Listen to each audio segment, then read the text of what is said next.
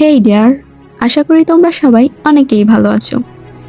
এনহাইপেন ভক্তদের জন্য বড় দুঃসংবাদ। হেসেয়ং নাকি গ্রুপ ছেড়ে দিচ্ছেন, কিন্তু কেন? আজকের ভিডিওতে জানাবো পুরো সত্য। এনহাইপেন একটি 7 সদস্যের জনপ্রিয় কে-পপ বয় ব্যান্ড। 2026 সালের 10ই মার্চ এনহাইপেন এর এজেন্সি বিল্ড লেবেল ঘোষণা করে এনহাইপেন গ্রুপ থেকে হেসেয়ং আনুষ্ঠানিকভাবে বিদায় নিচ্ছেন।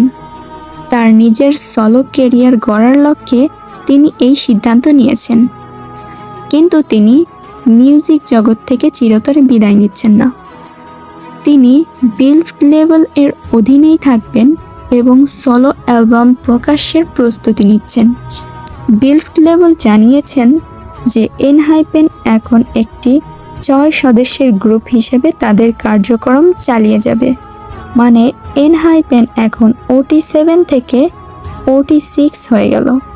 এটা এনহাইপেন ভক্তদের জন্য ছিল একটি দুঃখের সংবাদ। হেসেয়ং তার বিদায় বার্তায় জানিয়েছেন যে তিনি এনহাইপেনকে সারা জীবন সমর্থন করে যাবেন এবং নতুন যাত্রার জন্য কঠোর পরিশ্রম করছেন। হেসেয়ং এর বিদায়ের পর গ্রুপের বাকি 6 জন সদস্য একসাথে তাদের পরবর্তী কার্যক্রম চালিয়ে যাবেন। আবার অনেকেই মনে করছেন হেসেয়ং চলে যাওয়ার পর এনহাইপেন হয়তো আগের মতো থাকবে না বা দলের ভবিষ্যৎ এখনো অনিশ্চিত। তো তোমাদের কি মতামত তা অবশ্যই জানিয়ে যাবে।